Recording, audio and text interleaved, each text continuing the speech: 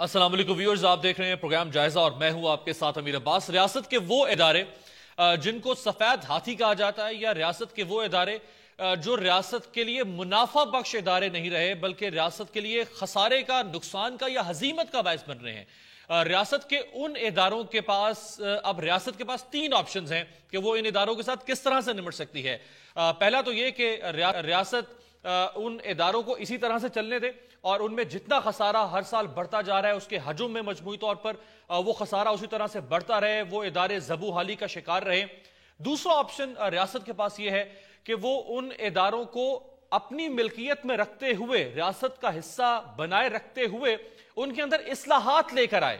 اور تیسرا آپشن ریاست کے پاس یہ ہے کہ وہ ان اداروں کو جو زبوں حالی کا شکار ہیں، جو تنزلی کا شکار ہیں، ان اداروں کو نجی شعبے کے حوالے کر دے، تاکہ نجی شعبہ جس طرح سے اپنے کارپوریٹ کلچر کے ذریعے سے، کارپوریٹ سیکٹر کے ذریعے سے اپنے شعبے کو بہتر بناتا ہے، اسی طرح سے وہ ریاست کے ان اداروں کو جو کام نہیں کر پا رہے، ڈیلیور نہیں کر پا رہے، جو ایفیشنٹ نہیں رہے، جو کریڈیبل نہیں رہے، ان اداروں کو بہتر کر سکے۔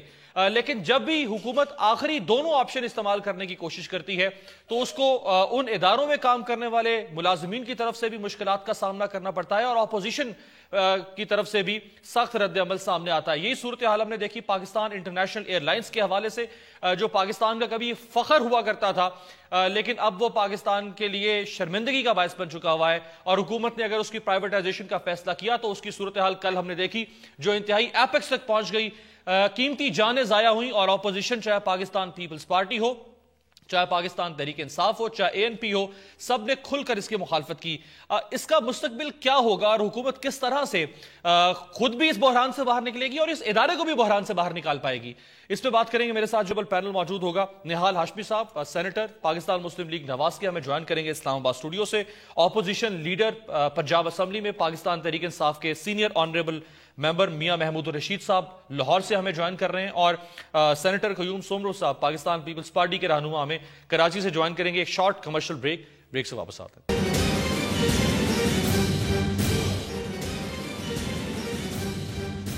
بریک کے بعد ویلکم جی۔ سومرو صاحب، سب سے پہلے اگر میں آپ سے آغاز کروں تو سر، جب 2008 کے بعد آپ کی حکومت آئی، وفاقی حکومت بنی آپ کی، تو 2010 میں 20.7 ارب کا نقصان ہو رہا تھا PIA کو 2010 میں۔ اب 2010 میں آلریڈی آپ 1.5 سال حکومت کر چکے تھے، تو بجائے یہ کہ آپ اس لاس کو کم کرتے، 2011 میں اگلے سال یہ لاس 20.7 ارب سے بڑھ کر 26.7 ارب تک پہنچ گیا۔ پھر 2012 میں جب حکومت اور مستحکم ہو گئی، حالات بہتر ہوتے، یہی لاس 26.7 سے بڑھ کر 30.5 ارب ہو گیا۔ پھر 2013 میں ماشاءاللہ آپ نے اور اس میں کارکردگی دکھائی اور 30 ارب کا جو خسارہ ہے وہ 44 ارب تک پہنچ گیا۔ یہ 2010 میں 20 ارب کا خسارہ 44 ارب، تقریباً 24 ارب کا اس میں اضافہ کیا آپ کی حکومت نے۔ جیسے میاں صاحب کی حکومت آئی تو 2014 میں یہ خسارہ 44 ارب سے کم ہو کر 32 ارب تک پہنچ گیا، یعنی میاں صاحب نے پہلے سال کے بعد 12 ارب روپے کمی کی۔ تو اب شور کیوں مچا رہی ہے پاکستان پیپلز پارٹی؟ آپ خود ٹھیک کر لیتے نا سب کچھ یہ۔ بسم اللہ الرحمن الرحیم۔ دیکھیں، پہلی بات تو یہ ہے کہ جب 2008 میں ہماری گورنمنٹ بنی تو اس وقت پاکستان مسلم لیگ بھی ہمارے ساتھ وفاقی گورنمنٹ کے ساتھ تھی اور ہمارا اس گورنمنٹ کا ایک حصہ تھی، تو ان کے پاس فائنانس منسٹری تھی۔ تو اس وقت کے فائنانس منسٹر اور آج کے فائنانس منسٹر نے وہ ایک اسٹیٹمنٹ دی تھی، اگر وہ بھی آج ریکارڈ پہ لائی جائے، جب انہوں نے کہا تھا کہ بھائی میں نے تو منسٹری تو دیکھی ہے لیکن اس کا اتنا برا حال کر دیا ہے کہ معیشت کا، کہ یہ پچھلے 8 سال میں معیشت تباہی کے کنارے پہ پہنچ چکی ہے، اب اس تباہ کنارے پہ پہنچنے والی معیشت کو مجھے تو ٹائم لگے گا، اس کو بہتر کرو۔ وہ اسٹیٹمنٹ آج بھی آن ریکارڈ ہے، اور ہم نے PIA میں بہت بڑی چینجز لے کر کے اس وقت کے ایک بہت بڑے سینئر آدمی کو، اور جو PIA سے جس کا بہت بڑا قریبی تعلق رہا ہو ساری اس کی سروس PIA کے لیے تھی، کیپٹن ہارون صاحب کی، اعجاز ہارون کی بات کر رہا ہوں، اس کے دور میں PIA کی پوزیشن بہتر ہو گئی تھی۔ اور آج بھی کسی بھی آپ PIA کے کسی آفیسر سے پوچھیں، کسی نیچے اسٹاف سے پوچھیں۔ سر قطع کلامی کی معذرت، سومرو صاحب بہتر کہاں ہے سر؟ میں نے آپ کو بتایا کہ 2010 میں 20 ارب کا خسارہ تھا، 2013 میں 44 ارب کا خسارہ ہوگا۔ جہاں آپ نے اسحاق ڈار صاحب کی بات کی تو اسحاق ڈار صاحب تو چھوڑ کے جا چکے تھے، وہ تو چند مہینوں کا ساتھ تھا آپ کو، اور اس کے بعد تو پھر آپ کے اپنے فائنانس منسٹرز آتے رہے تھے. نہیں، میں نے اس لیے اسحاق ڈار صاحب کا حوالہ دیا کہ جب ہمیں معیشت ملی تھی تو ہمارا منسٹر نہیں تھا اسحاق ڈار صاحب، آپ آج بھی مسلم لیگ نون کا منسٹر ہے، تو اس وقت بھی اسی گورنمنٹ میں جو نون لیگ کی گورنمنٹ ہمارے ساتھ تھی، تو اس کی اس اسٹیٹمنٹ کو بھی دیکھا جائے کہ ہمیں بھی جو معیشت دی گئی تھی وہ کوئی اچھے حال میں نہیں دی گئی تھی، کوئی آئیڈیل نہیں تھی. میں نے بات اصل میں یہ کی بنیادی طور پہ کہ حالات ایسے جو ہے آج سے خراب نہیں تھے، ہمارے دور سے خراب نہیں تھے، یہ پچھلے دوروں سے ہمیں جو ہے گفٹ ملتی رہی، اور آج جن حالات میں ہم گزر رہے ہیں تو ہمیں کوئی اس پہ قابل فخر بات نہیں کر رہے ہیں. لیکن ہم بدقسمتی سے جس حالت میں ہم بیٹھے ہوئے ہیں اور جہاں پہ جو پولیٹیکل پارٹیز اپنا رول پلے کر رہی ہیں، ان حالات کو بہتر بنانے کی کوشش کرنی چاہیے اور مزید بہتری آنی چاہیے، چاہے وہ اس میں اکانومی بہتر ہو، چاہے اس میں لا اینڈ آرڈر سچویشن کو بہتر کرنا، چاہے عام آدمیوں کے مسائل کی طرف توجہ دے. تو ہم تو ان ساری چیزوں کو لے کے چل رہے تھے، اور یہ دیکھیں یہ بھی ہمارے دور کے 5 سال میں یہ بہت بڑی بات تھی کہ ہم نے اس سسٹم کو بالکل جو ٹوٹ چکا تھا، جو بالکل یہ سسٹم فارغ ہو چکا تھا اور جو سسٹم جو ہے دہشت گردی کے نظر ہو چکا تھا، تو اس کو بہتر بنانے میں ہم نے پورے 5 سال اپنے صرف کیے. اور آج جن حالات میں ہم بیٹھے ہوئے ہیں اور جو امن امان کی صورتحال ہے تو وہ اس کا پازیٹیو انڈیکیٹر ہے. آج میاں صاحب کو بھی شامل کرتے ہیں. میاں صاحب، ایک تو 350 ارب خسارے کا سامنا ہے اس وقت. اب نواز شریف صاحب کے سامنے 3 آپشن، جس کا میں نے پروگرام کے آغاز میں بات کی، لیکن جو عذر پیش کر رہی ہے پاکستان پیپلز پارٹی یعنی سومرو صاحب، تو کہا جاتا ہے کہ عذر گناہ بدتر از گناہ. اب جو عذر سومرو صاحب کے پاس ہے، یہی عذر میاں صاحب دے رہے ہیں پچھلے 2.25 سال سے کہ جب میں 2013 میں آیا تو ملک بینک کرپٹ ہونے والا تھا، کرپشن پیپلز پارٹی کے دور میں عروج پر پہنچ چکی ہوئی تھی، ادارے جو ہیں وہ ختم ہو رہے تھے. تو اب یعنی جو حکومت آتی ہے وہ اسی قسم کا جواز اور عذر قوم کے سامنے پیش کرتی ہے. اب لوگ کس کو ذمہ دار ٹھہرائیں پر میاں صاحب؟ بسم اللہ الرحمن الرحیم. دیکھیے، میں یہ سمجھتا ہوں کہ اس میں تو کوئی شک نہیں کہ انتہائی مس مینجمنٹ رہی پیپلز پارٹی کے پورے دور کے اندر بھی. جس طرح آپ نے ابھی فگرز اور ڈیٹا بھی دیا کہ ہر سال وہ ڈیٹیریٹ ہوئی ہے سچویشن اور لاس پہلے سے بڑا ہے، تو اس میں تو کوئی شبہ نہیں ہے کہ جس انداز کے ساتھ اس کو کنٹرول کیا جانا چاہیے تھا اس میں بہتری آنی چاہیے تھی. پیپلز پارٹی کے سارے دور میں بہت سے اور اداروں کی طرح اس ادارے کا بھی بیڑا غرق ہو گیا. لیکن اب جو میاں صاحب کے دور میں آیا ہے، اس میں بھی ہم یہ سمجھتے ہیں کہ اس میں جس طرح یہ لاس پہلے سے کم ہوا، جس طرح آپ نے بتایا کہ 44 ارب سے یہ 36 ارب پہ یا 32 ارب پہ آیا، اس کو مزید اس پہ کنٹرول کیا جا سکتا ہے، اس کو کم کیا جا سکتا ہے. آخر یہ وہی پی آئی اے ہے جو 70 اور 80 کی دہائی میں یہ دنیا کی بہترین ایئر لائنوں میں سے ایک ایئر لائن تھی اور بڑا منافع بخش ادارہ تھا. یہ اس مس مینجمنٹ کی وجہ سے دن بدن آج یہ تباہی کے دہانے پر پہنچا ہے. میں یہ سمجھتا ہوں کہ موجودہ حکومت جس کا یہ دعویٰ تھا کہ اس کے پاس بڑے ایکسپرٹس ہیں، ان کی ٹیم بہت ہی زیادہ قابل اور پیشہ ورانہ ٹیم ہے اور ان کا ایکسپیرینس بھی ہے، صلاحیت بھی ہے، تو ہم اس طرح کے سارے جو ڈیزاسٹرز ہیں مختلف انسٹیٹیوشنز کے اندر ان پر قابو پائیں گے اور ان کی پرفارمنس کو بہتر کریں گے، اس لاس کو کم کریں گے. لیکن میاں صاحب کی ٹیم بھی یہ کرنے کی بجائے پچھلے 2.5 سال میں یا 3 سال کے اندر کوئی بہتری خاطر خواہ جو ہے نا وہ لا نہیں سکی. اب یہ اونے پونے یہ پی آئی اے کو بیچ دیں جی، یہ کوئی حل نہیں ہے کہ کسی گھر کے اندر جو ہے نا اس کے برتنوں کو بیچ کے ہم گزارے پہ آ گئے ہیں. میں یہ سمجھتا ہوں کہ جب تک ان کے تحفظات دور نہیں ہوتے، پی آئی اے کو اب بھی یہ ایک بہتر اور منافع بخش ادارہ بنایا جا سکتا ہے. 4 سال پہلے تقریباً یا 4.25 سال پہلے کہ نواز شریف صاحب پی آئی اے کے بارے میں کیا کہہ رہے ہیں، سنیے جی. جتنی آپ کی پی آئی اے کے بھٹا آپ کا بیٹھ گیا ہے، پی آئی اے کو آپ ٹھیک کر سکتے ہیں. آپ کا وہاں پہ نیو یارک میں ایک ہوٹل ہے، اس کا نام ہے روزویلٹ، اس کو آپ بیچیں، پی آئی اے کے سارے قرضے اتاریں، پی آئی اے کے لیے گورنمنٹ ساتھ پیسہ دے اور نئے جہاز خریدیں، روٹس آپ وہی رکھیں جو آپ کو چاہیے، فی الحال بہترین سروس دیں، نئے جہاز دیں، ایک نئی ایئر لائن بنائیں. پی آئی اے نے تو ایمریٹس کو کھڑا کیا، پی آئی اے نے تو سعودی ایئر لائنز کو کھڑا کیا، پی آئی اے نے یہاں پہ بے شمار دوسری ایئر لائنوں کو پی آئی اے نے کھڑا کیا، اور آج پی آئی اے سب سے پیچھے. اچھا، پی آئی اے دنیا کی بہترین. رائٹ جی، سنا آپ نے میاں محمود الرشید صاحب اتنے فضائل بیان کر رہے ہیں نواز شریف صاحب پی آئی اے کے، تو 3.25 سال آپ کے پاس تھے، آدھی سے زیادہ حکومت گزار دیا آپ نے، تو نہ پرائیویٹائزیشن ہو سکی 3.25 سال میں اور نہ ہی خود ریاست ٹھیک کر سکی اس ادارے کو. میاں صاحب جی میں تو آپ کو بتا رہا ہوں کہ جس طرح یہ میاں نواز شریف صاحب فرما رہے ہیں روزویلٹ ہوٹل کو آپ فروخت کر کے اس کے قرضے اتاریں، 400 ارب روپے عائد مالیت کا وہ ہوٹل ہے، اور اس ہوٹل کو بیچ کے پی آئی اے کے جو 350 ارب کے آپ قرضے بتا رہے ہیں وہ سارے اتر سکتے ہیں، جو خسارہ پورا ہو سکتا ہے اور اس میں بہتری لائی جا سکتی ہے، جس طرح میاں صاحب ابھی فرما رہے تھے۔ تو میں اب انہی سے یہ سوال ہے کہ پورے 3 سال ہو گئے ہیں اس مس مینجمنٹ کو ختم کر کے اس ادارے کے اندر بہتری ابھی تک کیوں نہیں لائی گئی، اور یہ بھی کیوں یہ سوچنے پر مجبور ہیں کہ اسے فوری طور پر اونے پونے داموں اسے جیسے تیسے ہے اس کو بیچ دیا جائے، اور کہنے والے کہتے ہیں کہ ان کی نظریں جو ہے نا اسی ہوٹل کے اوپر ہیں جو نیو یارک میں ہے۔ نہال ہاشمی صاحب، سر یہ حکومت کی انکمپٹنس ہے بادیو نظر میں، جس انکمپٹنس کو چھپانے کے لیے حکومت اب اس سارے نزلے کو نجی شعبے پہ گرانے کی کوشش کر رہی ہے۔ جی بسم اللہ الرحمن الرحیم۔ عامر بھائی، میرے خیال سے محمود الرشید صاحب کی چشمہ تو نہیں لگاتے ہیں مگر ذہن سے سوچ تو لیتے، دوربین نگاہیں ہوتی، قاعدے حزب اختلاف ہے، ان کے علم میں تو یہ ہونا چاہیے تھا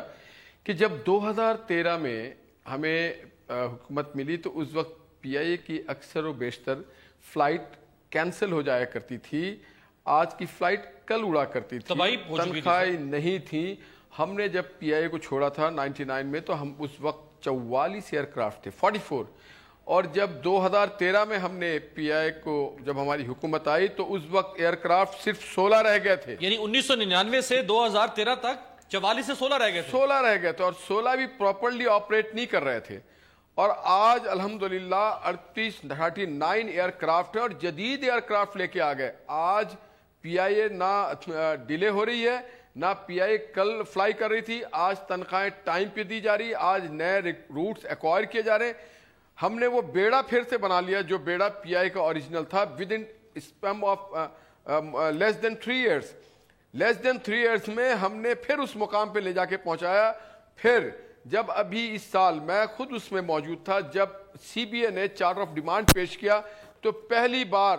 تنخواہیں جو تھی 24,000 سے 50,000 روپے 100% سیلریز میں اضافہ کیا گیا، جو امپلائیز نے ان کی تنخواہوں میں اضافہ کیا گیا۔ گزشتہ 8-10 سالوں سے کوئی چارٹر آف ڈیمانڈ، کوئی بتا دے 2 سی بی آئی تھی، کوئی چارٹر آف ڈیمانڈ پیش نہیں ہوا، اور اگر پیش ہوا تو مینجمنٹ اس کو پاس نہیں کیا۔ پہلی بار ہوا اس سال 2015 میں پی آئی اے نے چارٹر آف ڈیمانڈ سپٹمبر میں یہ سائن ہو گیا ان کا، اور جتنے 1 سے لے کے 5 گریڈ کے ملازمین تھے ان کی تنخواہیں بڑھائی گئیں، ان کو فیسیلیٹیٹ کیا گیا، سارے مراد دیے گئے، اور اب ہم چاہتے تھے پی آئی اے اور اپنے اس منزلوں تک پہنچے، اس اونچائی تک پہنچے، اور جو سسٹم میں خرابی ہوئی 2008 میں جب ماضی کی حکومت آئی تو اس حکومت نے 3800 4000 لوگ لا کے بھرتی کیا، اور پھر ان کو ایریئرز دیا گیا۔ چلیں پھر کیوں بھرتی کیے جا رہے تھے، تنخواہیں بڑھا رہے تھے، جب چل ہی نہیں رہا ہے کہ دائرہ تو تنخواہیں بھی بڑھا رہے ہیں، بھرتی صحیح کہتے ہیں۔ پھر مغل شہنشاہ والا کلچر جو ہے نا یہ اس پہ میں بڑا شدید احتجاج کروں گا۔ ہم نے تو ادارے کو بہتر کیا، 16 سے ہم نے 39 پہ لے جا کر کے جہاز پہنچا دی، ہم نے تنخواہیں بڑھا دی، مگر اس کو اور اپ گریڈیشن کرنا تھا، اس کو اسٹینڈرڈ لیول پہ لانا تھا، انٹرنیشنل لیول پہ لانا تھا۔ ہم چاہتے تھے ابھی 46-48 جہازیں آئیں گی، وہ بھی آن پائپ لائن ہے، ہم چیزوں کو بہتر کر رہے ہیں، ہم بہتر کرنا چاہتے ہیں۔ پھر بیچ کیوں رہے ہیں؟ اگر بہتر کر رہے ہیں تو پھر بیچ کیوں رہے ہیں؟ اس کو بوجھ پڑ رہا ہے، اس کو ہم کم کرنا چاہتے ہیں۔ ہر مہینہ انہیں 3 ارب روپیہ دینا پڑتا ہے اپنے جو انہوں نے قرضہ لیا ہوا ہے، 1 ارب 1.25 ارب ان کو سود کے مد میں دینا پڑتا ہے، یہ ہمارے دور میں تو نہیں لیا گیا۔ چلیں جی ایک بریک سر، وہ بیچ اس لیے رہے ہیں سومرو صاحب کیونکہ وہ بتایا انہوں نے کہ جب 2013 میں آئے تو 44 ایئر کرافٹ 16 تک پہنچ گئے تھے، 20 ارب کا جو خسارہ تھا وہ 44 ارب تک ماشاءاللہ آپ کی حکومت نے پہنچا دیا تھا۔ اب کیا کرتے ہیں میاں صاحب؟ بیچنا ہی تھا پھر اس کو۔ ایک بریک شامل کرتے ہیں جی، ایک بریک سے واپس آتے ہیں۔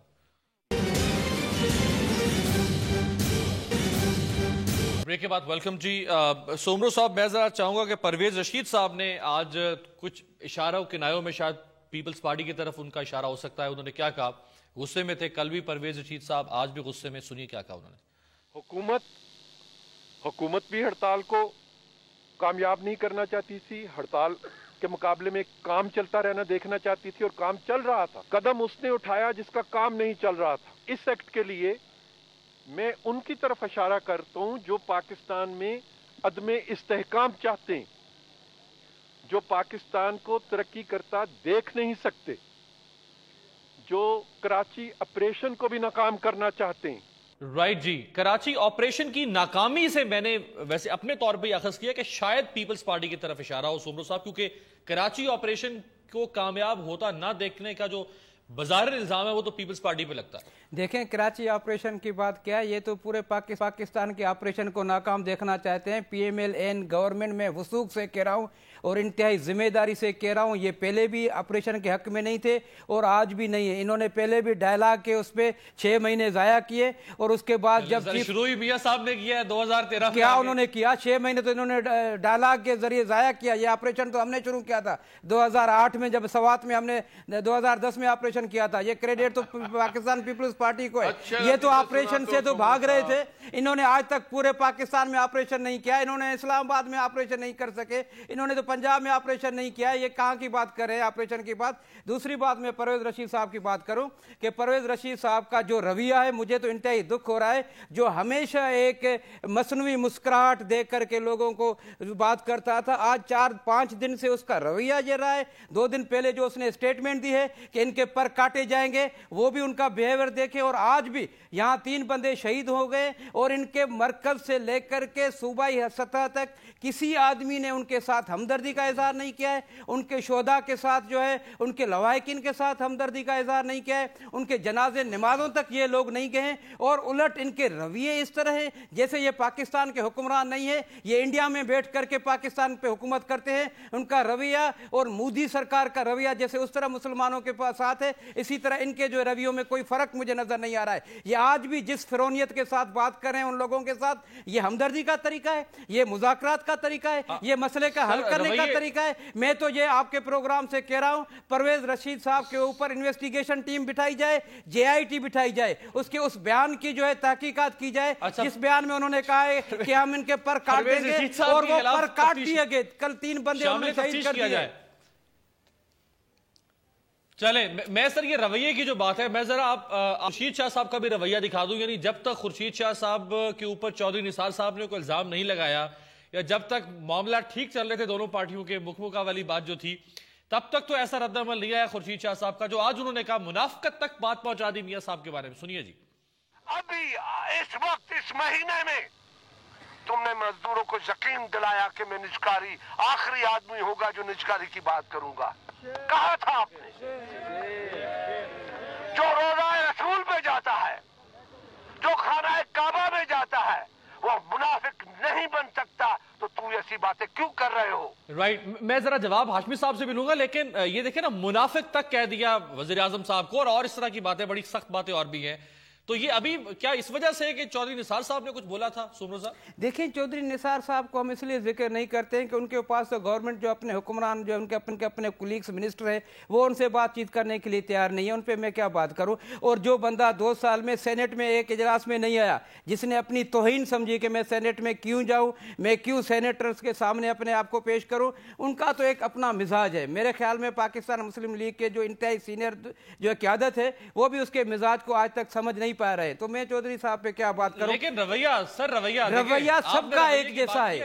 سب کا ایک جیسا ہے۔ ان کے رویوں میں یہ بات ہے کہ یہ جو خود بیٹھ کر کے 2-3 بندے فیصلہ کرتے ہیں وہ سمجھتے ہیں کہ پاکستان کے 18 کروڑ عوام کا فیصلہ ہے۔ وہ ہمیشہ اپنی پالیسیوں کو ٹھوستے ہیں، امپوز کرتے ہیں، لوگوں کے مشورے کو ٹھکرا دیتے ہیں۔ ابھی بھی آپ دیکھیں میں ان کی کون سی پالیسی بتا دوں، 1 منٹ کے اندر بتا رہا ہوں۔ جب ان کی پہلی گورنمنٹ آئی تھی، یلو کیب اسکیم جو ہے پوری دنیا نے، پاکستان نے احتجاج کیا، انہوں نے ضد کی۔ آج یلو کیب اسکیم کا جو نقصان آج تک ہم بھگت رہے اس کا جواب کون دے گا؟ اس کے بعد ابھی پچھلی گورنمنٹ میں انہوں نے روٹی سستی کا پلانٹ دیا، سب نے دیکھا کہ اس کی ناکامی، اس کا جواب کون دے گا؟ یہ میٹرو بنانے میں ضد ہے، یہ اورنج لائن بنانے میں ضد ہے، یہ گھر لوگوں کے مسمار کریں، یہ کسی کی بات ماننے والے تھوڑی ہیں، یہ اپنے ہٹ دھرمی میں قائم ہوتے ہیں اور اسی کو فیصلہ سمجھتے ہیں۔ پرویز رشید صاحب نے جہاں آج تھوڑا پیپلز پارٹی کو اور کچھ طرح سے کل نواز شریف صاحب نے دھرنے کو وجہ قرار دیا تھا سارے حالات کی خرابی کا، آج پرویز رشید صاحب بھی کچھ بولے ہیں، سنیے جی۔ 1.5 سال اس ملک کا دھرنے کی سیاست نے برباد کر دی، اب ہڑتالوں کے ذریعے روکا جائے اور ان ہڑتالوں کی کوکھ میں سے پھر کسی ایجیٹیشن کو نکالا جائے اور اس ایجیٹیشن کے لیے اشارے کرنے انہوں نے شروع کر دیے، کہنا شروع کر دیے کہ ڈی چوک پہ دوبارہ بھی پہنچیں گے، رائٹ میاں صاحب، یہ جو 6 فروری کو آپ شروع کر رہے ہیں ہڑتال، اس ہڑتال کی کوک سے پھر دھرنا نکلے گا، پھر کوئی تھرڈ امپائر آئے گا، میاں صاحب کیا ارادے ہیں؟ دیکھیے میرا یہ خیال ہے کہ بجائے اس کے کہ یہ اپنے گریبان میں منہ ڈال کے جھانکیں کہ ان کی پرفارمنس کیا ہے، پرویز رشید صاحب کی حکومت نے جو سبز باغ دکھائے تھے پوری قوم کو، جو بلند و بانگ دعوے کیے تھے، اب 3 سال ہونے کو ہیں، بدترین لوڈ شیڈنگ ہے، سردیوں کے اندر یہاں 14 16 گھنٹے شہروں کے اندر بجلی نہیں آ رہی، یہاں گیس نہیں ہے، مساجد میں وضو کرنے کے لیے گرم پانی نہیں ہے، گھروں میں کھانا پکانے کے لیے روزانہ آپ دیکھ رہے ہیں کہ یہاں بلوے ہو رہے ہیں، احتجاج ہو رہے ہیں، یہاں لکڑیاں نہیں مل رہی، لوگ کیسے زندگی گزار رہے ہیں۔ اس کے بعد انہوں نے یہ نہیں سوچا کہ ہم تو پیپلز پارٹی کو کہتے تھے کہ یار یہ 5 سال کے اندر انہوں نے پاکستان کی تاریخ کے سب سے زیادہ بیرونی قرضے لیے ہیں، ماشاءاللہ پرویز رشید صاحب کی حکومت نے 2.5 سال میں وہ ریکارڈ بیٹ کر دیا ہے۔ یہ چھوڑیں، اس کے علاوہ 4,500 ارب سے میں یہ کہتا ہوں کہ ہر شعبے میں دیکھ لیں یہ کر کیا رہے ہیں، سوائے یہ پیٹرول کی کمائی کھانے کے کہ یہ 40 روپیہ فی لیٹر باہر سے لے کے یہ اپنے ہی لوگوں سے جگہ ٹیکس وصول کر کے یہ معاملات کو چلا رہے ہیں، کسی ایک پہلو میں بہتری یہ لے کے آ سکے ہیں؟ ہاشمی صاحب، یہ پیٹرول مافیا ہو گیا ہے، حکومت بھی جو میاں صاحب کہہ رہے ہیں کہ پیٹرول کا سارا پیسہ کھا رہے ہیں آپ۔ احتجاج میں نے دیکھا، میاں محمود الرشید صاحب کو بھی لاہور اورنج ٹرین کے ایک احتجاج میں شامل ہو گئے تھے، میں نے دیکھا لوگوں نے دھکے مارنا شروع کر دیا، مجھے بہت تکلیف ہوئی، میں نے کہا یہ کیا طریقہ ہے لوگوں کا کہ ایک آدمی آپ کے احتجاج میں شامل ہو، اس نے کہا نہیں یہ فوٹو کھنچوانے آئے تھے، اور اسی طرح اظہار یکجہتی کے لیے گئے تھے، اظہار یکجہتی یہی کر رہے ہیں نا، لاش تلاش کرتے ہیں، لاشوں کی سیاست نہیں کرنا چاہیے۔ اب ان کے عمران خان صاحب جا رہے ہیں کراچی، جائیں گے لاشوں پہ سیاست کرنے کے لیے، اس سے پہلے بھی گئے تھے وہ کراچی، شارع فیصل پہ کیٹ واک کیا، ساری بلدیاتی الیکشن ہار گئے۔ کیٹ واک اچھا خاصا ان کا جلسہ تھا، آپ کیٹ واک کہہ رہے ہیں؟ کیٹ واک نہیں تھا تو پھر الیکشن میں 5ویں 6ٹی پوزیشن میں کیسے آگے کراچی میں؟ الیکشن تو بری طرح ہارے تھے۔ خوفزدہ کیوں ہے صحیح نا، اب آپ یہ جائیں گے، یہ آپ کیٹ واک کرنے جا رہے ہیں لاشوں کے اوپر، میں نے خدا را کوئی عقل کے ناخن لے، لوگوں دھکے ماریں گے وہاں بھی، جو محمود رشید صاحب حالانکہ مجھے ناپسند ہے، میں بہت تکلیف میں ہوں، محمود رشید صاحب ایک میں آپ کو بتاتا ہوں نا کیوں دھکے پڑے ہیں، میں آپ کو بتاتا ہوں، اور آپ کو جتنی تکلیف ہوئی ہے، اور میں سمجھتا ہوں کسی سیاسی کارکن کے لیے یہ اچھی بات نہیں ہوتی کہ سجی سجائے دکان پہ چلے آتے ہیں۔ دیکھیے ہم سیکھتے ہیں، اگر مجھے بھی کوئی اس طرح کا ہو تو میں سیکھوں گا، مجھے تو بڑا احترام ہے آپ کا رشید صاحب، میں سمجھتا ہوں کہ کے پی کے میں آپ لوگوں کو کام اچھا کرنا چاہیے، آپ ضرور ہماری تنقید کریں، ہماری صحیح رہنمائی کریں، مگر عوامی فلاح کی جو پروجیکٹس ہے اس میں آپ اس طرح سے نہ کریں۔ اب جو باتیں میرے دوست کہہ رہے تھے قیوم صاحب کو الف بے پتہ نہیں، انہوں نے کہا یلو کیپ، بھائی ہم نے یلو کیپ غریبوں کو دیا تھا، اور انشاءاللہ کہاں ہے وہ ایک بھی نظر نہیں آ رہی، غریب کی خدمت کہاں ہے؟ دے رہے ہیں ہم، میٹرو بس دے رہے ہیں، ہاں تو کہاں ہے وہ، کہاں نظر آ رہی ہے؟ کلو کیپ پہ چکر میں آپ پی گئے، پورا پی لیا آپ نے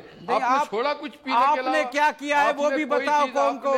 آپ نے جو میٹرو میں کمایا ہے وہ بھی بتاؤ، آپ نے جو ہے یہ سارے جتنے پروجیکٹ کیے وہ بھی قوم کو بتاؤ، آپ نے جو کرپشن کیے وہ بھی بتاؤ قوم کو، آپ نے جو پراپرٹیز بنائی ہیں وہ بھی قوم کو بتاؤ۔ آپ کیا بات کریں کہ اس کا جواب یہی ہے، کہاں ہے ایک یلو کیب اسکیم کی کتنے پیسے آپ نے نقصان کیے قوم کا، وہ کتنے بلینز میں آپ کا نقصان ہوا ہے، آپ کیا بات کریں، آپ کے پاس جواب نہیں ہے۔ مر گئے، آپ ان کی دوائی بھی پی گئے، ان کے خوراک بھی پی گئے، معصوم بچوں کے پیسے پی گئے، آپ کچھ تو پینا چھوڑیں یار، آپ تو تھر کے دوستوں کے معصوم بچوں کی آپ نے 500 ارب روپے وہ کہاں کر دیے جو انرجی کرائسس میں آپ نے سرکولر ریٹ میں لیے تھے،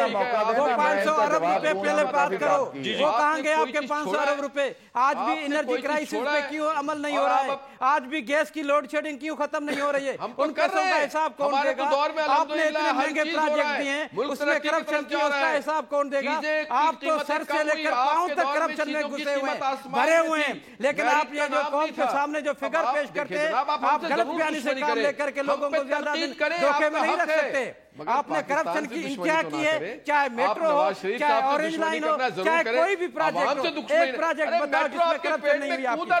آپ کی سپریم کورٹ نے آپ کے اوپر الزامات لگائے، آپ کے کون سے ادارے نے آپ کے اوپر الزامات نہیں لگائے؟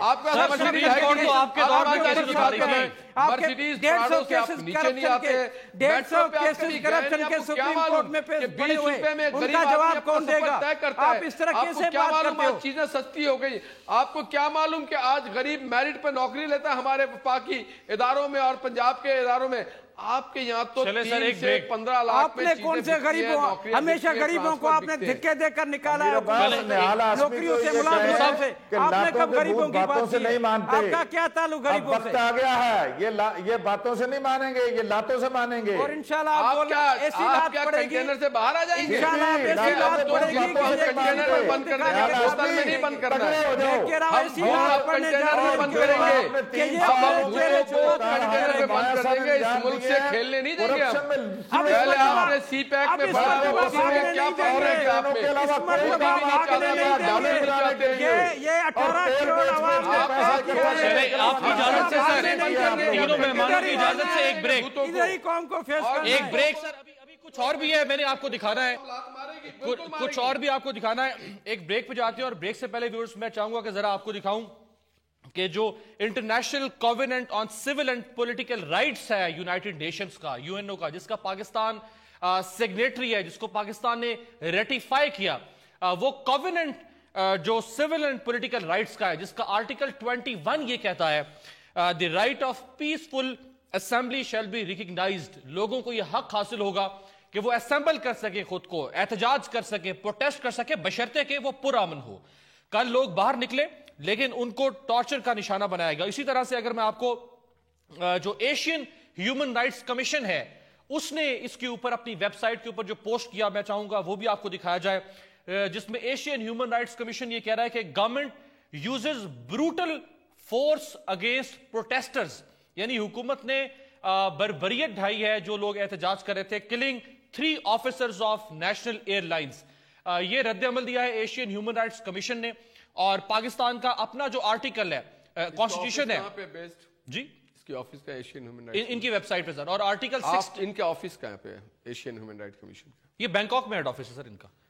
آرٹیکل 16 جو ہے فریڈم آف اسمبلی پاکستان کی کانسٹیٹیوشن 1973 کا وہ بھی یہ کہتا ہے کہ لوگوں کو اسمبلی کا حق حاصل ہے لیکن پرامن متشدد ہوگا تو ریاست کو بھی حق حاصل ہے کہ وہ پھر اس کو اپنے طریقے سے نمٹے ایک بریک جی بریک سے واپس آتے